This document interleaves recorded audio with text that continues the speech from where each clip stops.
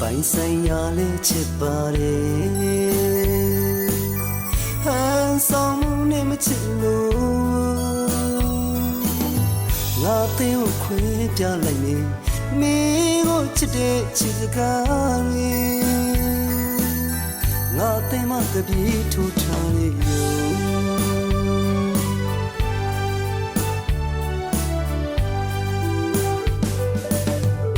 ပြောတဘောနေငါဘဝနဲ့မြင်ဝင်လာခဲ့တယ်ချစ်တဲ့ငါနှလုံးသားမင်းကတော့အယုတ်ကလေးတစ်ခုလို့လေမင်းလိုရင်သုံးနေ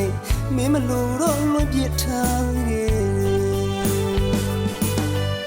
ချစ်တဲ့သူကပြစ်တွေလားမချစ်တဲ့သူကအမုန်းနဲ့ပြေ